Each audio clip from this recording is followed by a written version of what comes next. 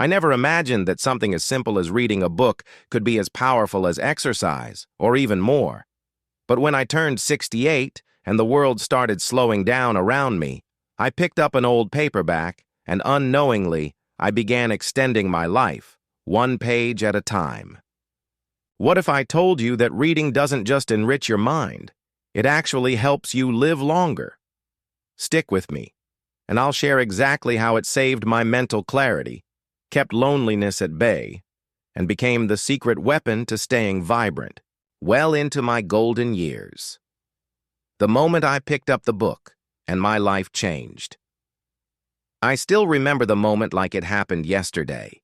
I was 68, sitting on my porch one quiet afternoon, the kind of day that feels too still. My kids were busy with their lives, the house echoed a bit too much, and my routine had become, well, let's just say it was predictable. I'd wake up, make some tea, watch the news, maybe go for a walk, and then spend the rest of the day wondering where the time went. But on that particular day, something changed. I was rummaging through an old box in the attic, looking for a photo album, and I came across a dusty copy of To Kill a Mockingbird. The pages were yellowed, the spine was worn, but the moment I touched it, something stirred in me. It was like bumping into an old friend I hadn't seen in years. I took it downstairs, made myself a fresh cup of tea, and sat in my favorite chair. I told myself I'd just read a few pages, maybe just enough to pass the time, but those pages turned into chapters, and those chapters turned into hours. I forgot to check the clock, forgot about the TV, forgot about the silence in the house, and, for the first time in months, maybe even years, I felt alive. It wasn't just nostalgia, it was something deeper. My brain started firing in a way it hadn't in a long time. The characters became companions. The story wrapped around me like a warm blanket. I didn't feel old. I didn't feel lonely. I felt connected, engaged, curious. Over the next few weeks, I started reading more. Not just fiction, though I still love a good mystery, but also memoirs, history books, even poetry. Some nights I'd get so lost in a book I'd forget to take my evening pills. And you know what? I started feeling better. My sleep improved, my anxiety lessened. I wasn't doom-scrolling on my phone anymore or watching reruns of the evening news that only made me more nervous. I was growing again, not physically, of course, but mentally. Emotionally, spiritually, friends started noticing. "You seem sharper," one of them said during our weekly coffee meetup. "What have you been doing differently?" And I told them. I was reading again. Now, this might sound too simple. After all, how can reading a book really do all that? But what I discovered, and what I'll share in the sections to come, is that this habit, this simple act of picking up a book, began reversing things I thought were just part of getting older. My memory felt stronger. My conversations were more interesting. I had new things to talk about with my grandkids. I even joined a local library book club where I met others who shared not just my love for reading, but also a similar desire to live deeply and fully. Even in our later years, books gave me something I didn't even realize I had lost, a sense of purpose. Each book was a journey, a new adventure, a reminder that my mind was still capable of wonder. And here's the real secret. It wasn't just the stories. It was the engagement, the active participation of my brain, the emotional resonance, and the sense of being part of something bigger than myself. Before I started reading again, there were days I didn't feel much. I was moving through the motions, alive, but not living. But books? Books woke me up. And here's a funny thing I noticed. The more I read, the more I wanted to move. I'd read a passage that inspired me, and suddenly I'd find myself getting up to go for a walk just to process it. Or I'd read a poem that brought me to tears, and instead of bottling it up, I'd write about it in my journal. Reading didn't just sharpen my mind. It sparked my creativity. That first book was like the first breath after being underwater. It reminded me that even though my body was slowing down, my mind didn't have to. It gave me a reason to look forward to tomorrow. And that, I think, is one of the greatest gifts reading can offer us in our golden years. Hope. Hope that we still have stories to live. Hope that we're still learning, still growing. Hope that life isn't finished with us yet. So if you're watching this right now and you haven't picked up a book in a while, let me be the one to say, it's not too late. It's never too late. You don't need to read 50 books a year. You don't even need to finish every book you start. You just need to find something that speaks to you, something that makes you feel again, think again, imagine again. Because reading, my friends, isn't just a hobby. It's a lifeline. It was for me. And if you let it, it can be for you too.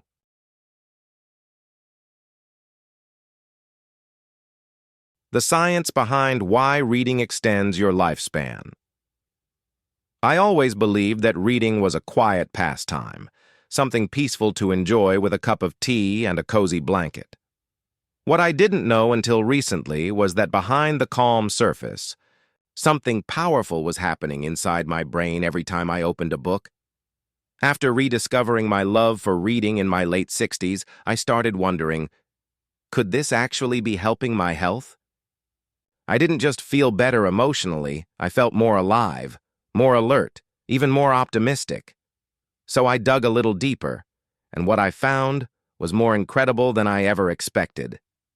Let me walk you through what I discovered, not as a doctor, but as someone who wanted answers. What I learned from research, studies, and even conversations with my own physician absolutely changed the way I look at reading. This isn't just a hobby, it's a health tool. Reading and longevity, it's not just a feel-good idea, I came across a study from Yale University that completely floored me.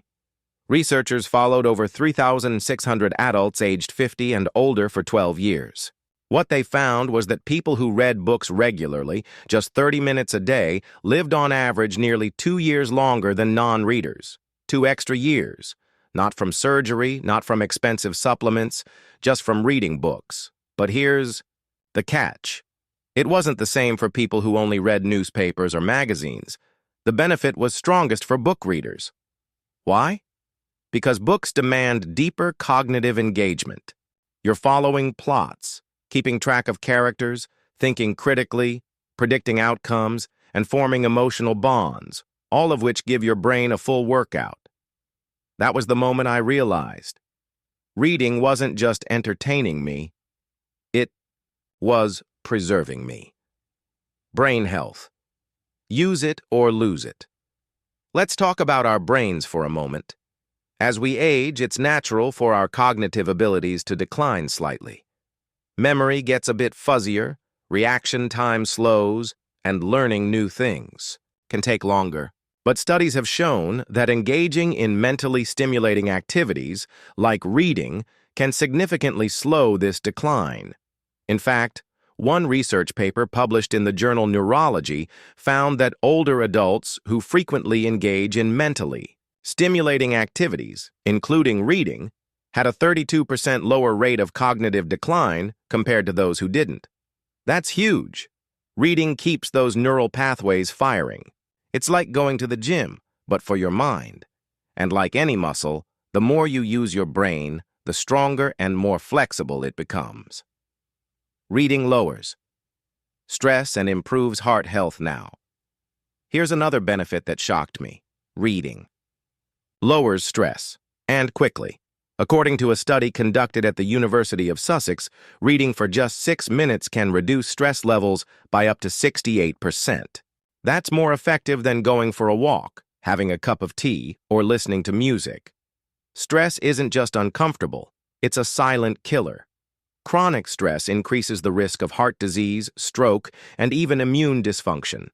So if reading a few pages before bed can calm your mind and lower your blood pressure, that's not just relaxing, it's life-saving. I started noticing this in my own life. I used to check the news before bed and often ended up tense and restless. Now I end my evenings with a chapter from a good book, and I sleep better, I wake up calmer, and my blood pressure readings have been more stable. Coincidence? I doubt it. Reading improves sleep. A lot speaking of sleep. Did you know that reading before bed can actually help regulate your sleep cycles? Creating a nightly reading routine signals to your brain that it's time to wind down, especially when you read a physical book, not a screen, which can disrupt your melatonin production. Since adopting this habit, I've experienced fewer restless nights and longer, deeper sleep. And sleep, as you know, is vital to everything from memory consolidation to immune function. So once again, this tiny daily ritual was doing more than, I realized, it was helping my body repair itself. Reading encourages social connection and purpose. This one surprised me. I've always thought of reading as a solitary activity, and it is in a way, but it also opens doors to connection. I joined a local book club not long after I got back into reading, and it became one of the most fulfilling parts of my week. We laughed, debated, even cried together over stories. I found community again. Studies have shown that seniors with strong social connections live longer, healthier lives.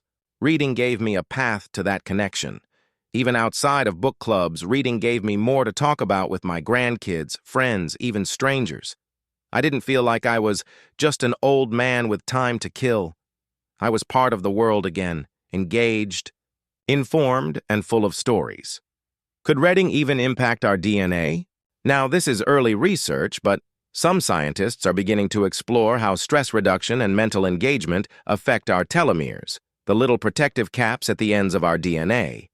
Shorter telomeres are associated with aging and disease, but mindfulness, reduced stress, and cognitive stimulation are all associated with slower telomere shortening.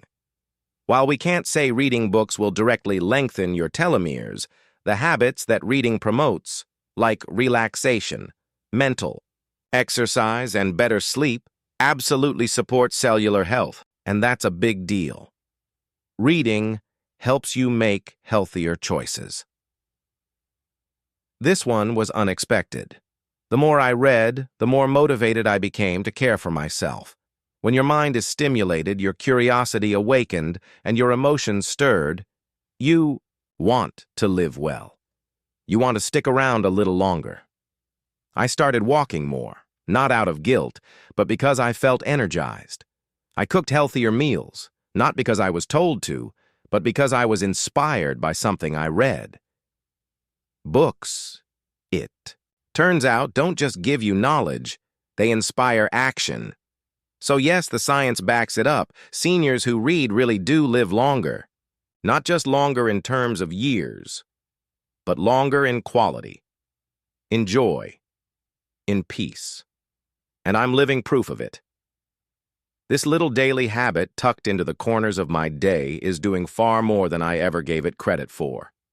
And now that I understand, the science, it's not just a hobby, it's a prescription.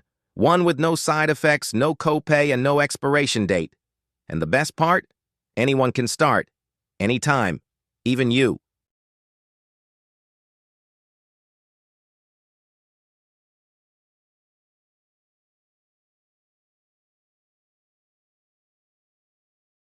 Reading versus other activities. Why it's in a league of its own.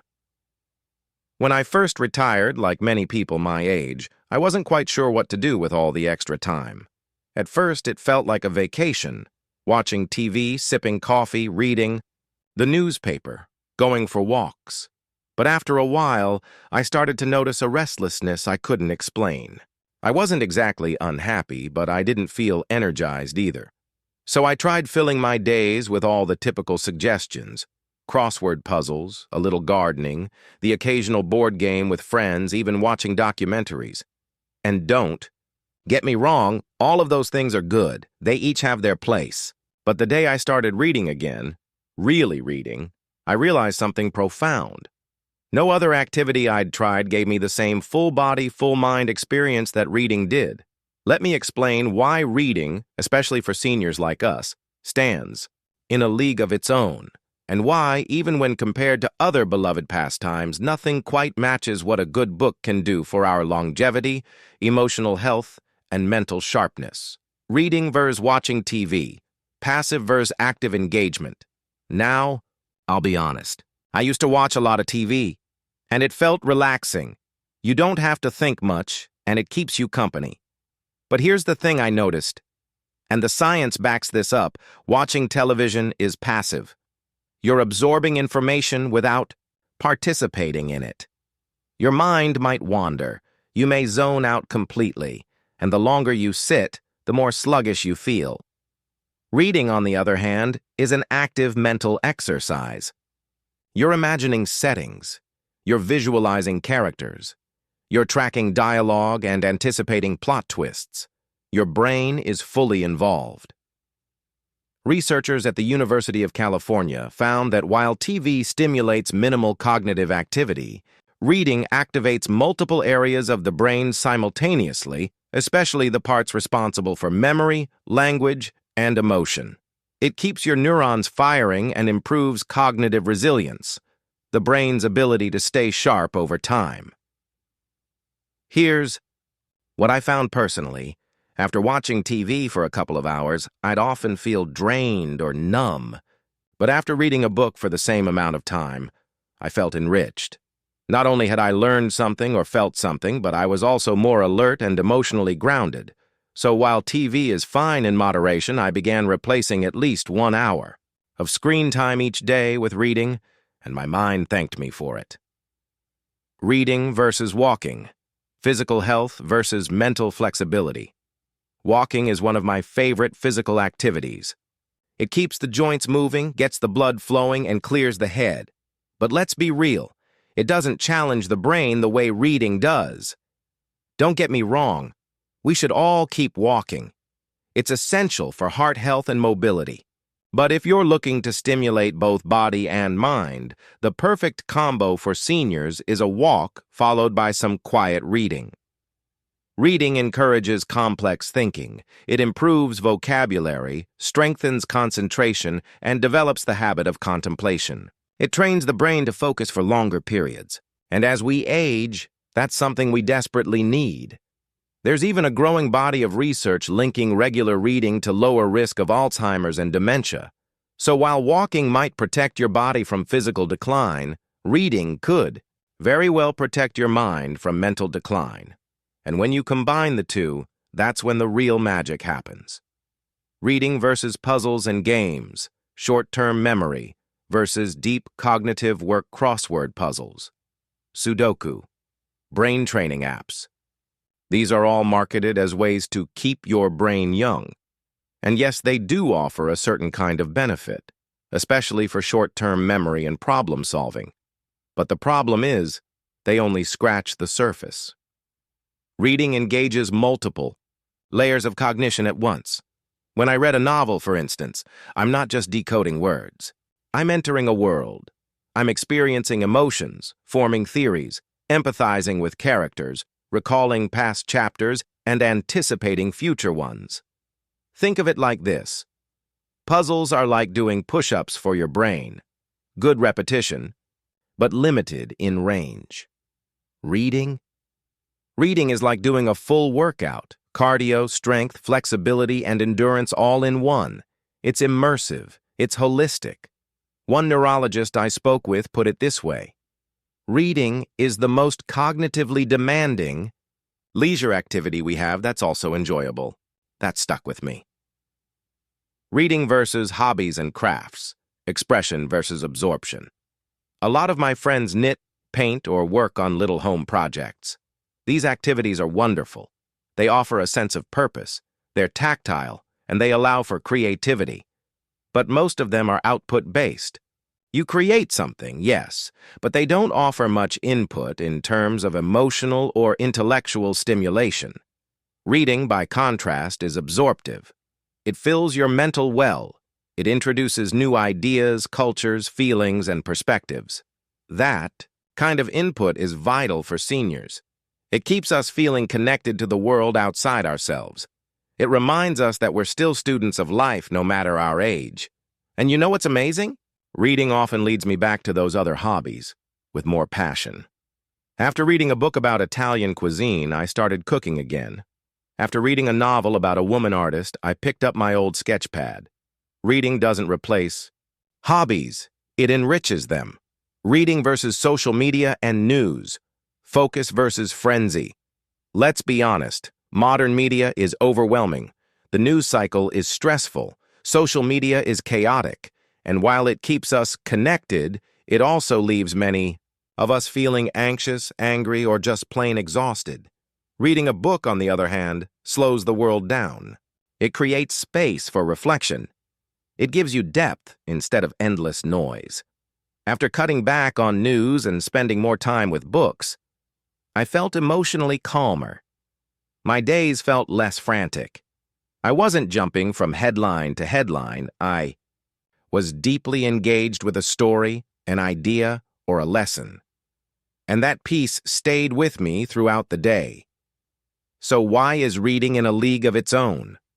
When I look at all the activities I've tried in retirement, TV, puzzles, walks, painting, even meditation, there's only one that consistently brings together all the things we need to thrive in our senior years.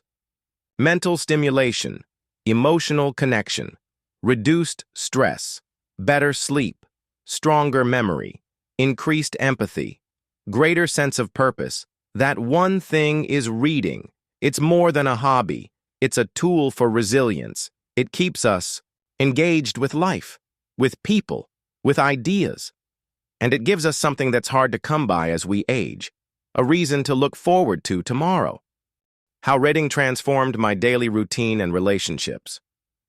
You know, before reading became a habit again in my life, I used to feel like the days were just repeating.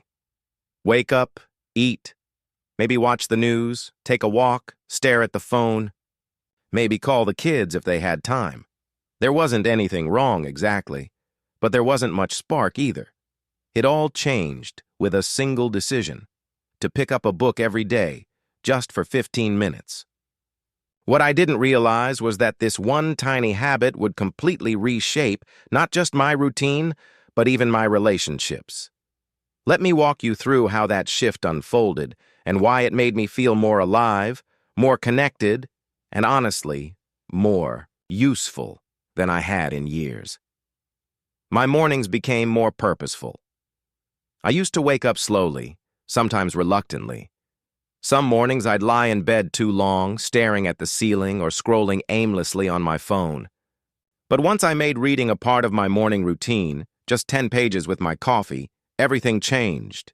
Instead of starting the day with negative news or meaningless scrolling, I now start my day with imagination, or inspiration, or knowledge.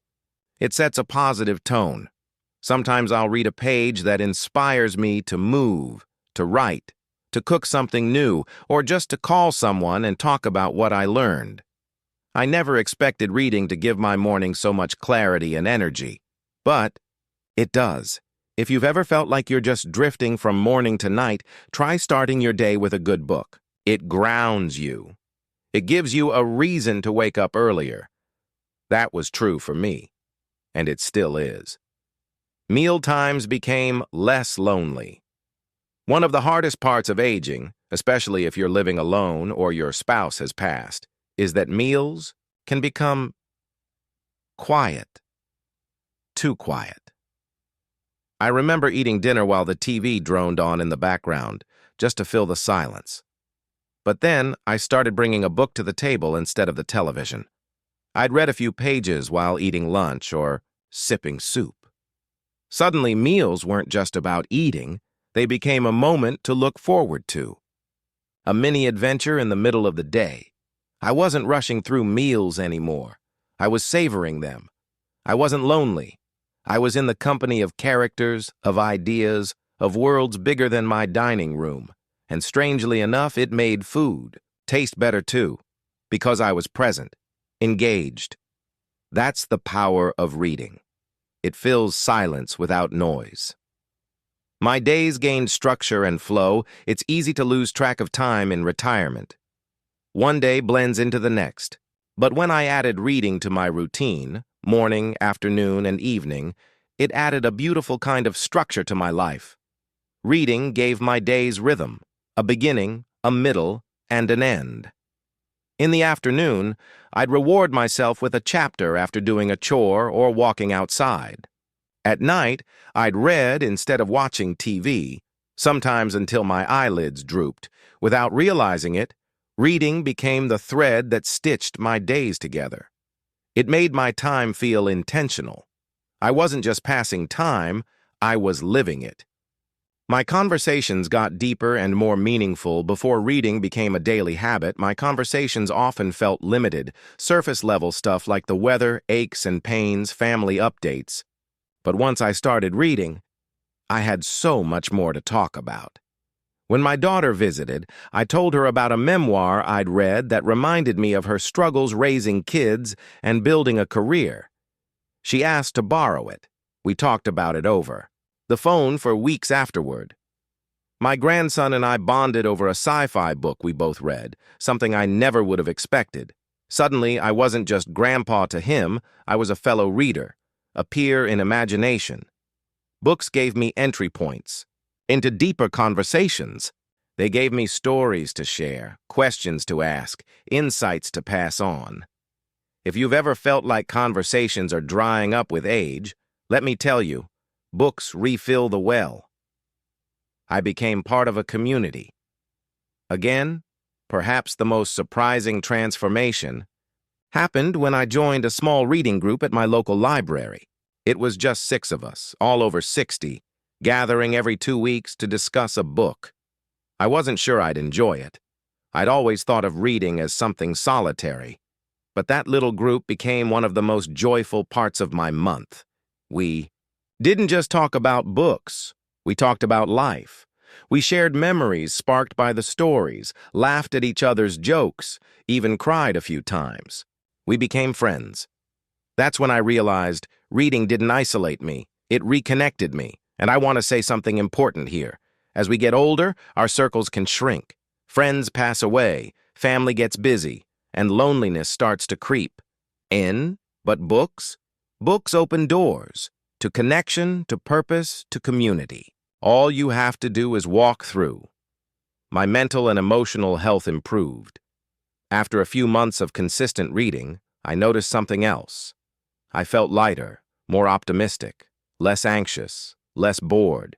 I was sleeping better, thinking clearer, smiling more. Reading gave me something I hadn't even known I was missing, a sense of growth. It made me feel like I was still evolving, still learning, still becoming. That's a powerful feeling at any age. But especially in your 60s, 70s, or 80s, when the world often treats you like your best days are behind you, it feels revolutionary. It's not about the number of pages. It's about the habit. You don't have to read a novel every week. You don't have to read for hours every day. I started with 10 minutes, a few pages with breakfast, and it snowballed. Now I read around 30-45 minutes a day, sometimes more. But the important thing is consistency, making reading a daily part of life. It doesn't have to be literature either. Memoirs, mysteries, faith-based books, health guides, even old favorites from your childhood. If it brings you joy and keeps your mind active, it counts. Final thought. Books don't just fill time, they fill your soul. My daily life is better now, not because I made a huge lifestyle change, but because I added one simple thing. Reading. Reading. Didn't replace other things I enjoy. It enhanced them. It deepened my experience of everyday life. It reminded me that I still have things to learn, that I still have things to say, that I still matter. And if reading could transform my days, I believe, deep in my heart, it can transform yours too. Your new chapter starts today, even if you haven't read in years. There was a time, not so long ago, when I believed my reading days were behind me. I told myself I didn't have the energy or the attention span or the time.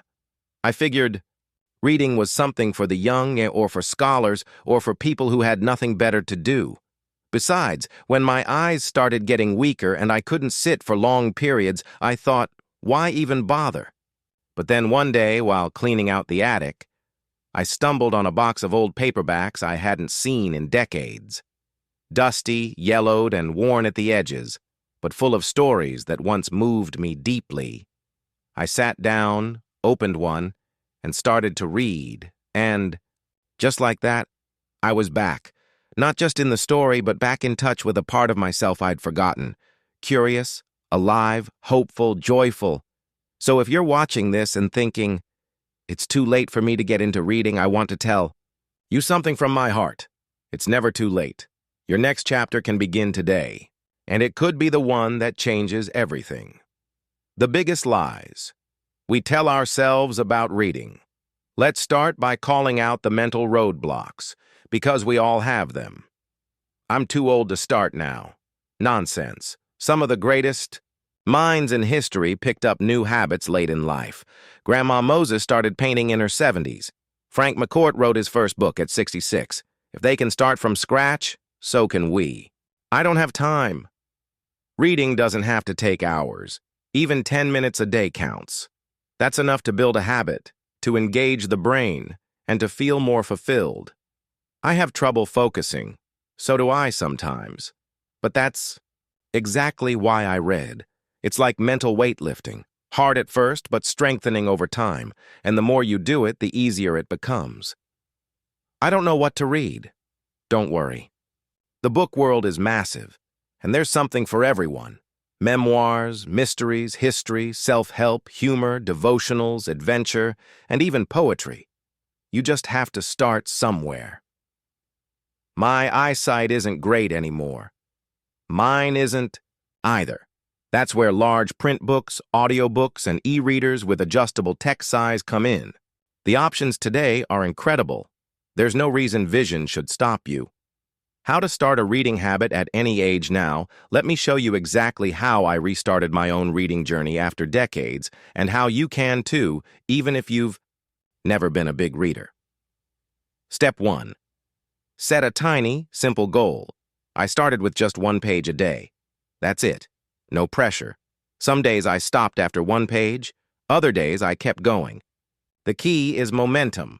Once you succeed at 1 page a day for a week, bump it up to 5, then 10, then 15. It becomes a beautiful rhythm before you know it. Step 2. Pick a book that genuinely interests you. Don't start with something important. Start with something enjoyable, a novel you remember from childhood, a biography of someone you admire, a book about gardening, travel, or cooking. I began with a light-hearted mystery novel, and it completely pulled me in. The key is to read what excites you, not what impresses others. Step 3. Create a reading space. You look forward. To make reading feel like a treat, maybe it's a comfy chair by the window, or your porch with a cup of tea, or your bed with a cozy lamp. The more enjoyable your environment, the more likely you'll stick to the habit. I look forward to my reading time now the way kids look forward to dessert. Step 4. Join a community or build one. If you can join a book club, even a virtual one, do it. But even if you can't, consider sharing what you're reading with a friend, a grandchild, or even on social media. When we share stories, we build bonds. We inspire others, and we make the reading journey even more meaningful. How reading could literally add years to your life. Now here's something astonishing. This isn't just about entertainment or nostalgia. A Yale University study found that people who read books regularly lived, on average, nearly 2 years longer than those who didn't. 2 years.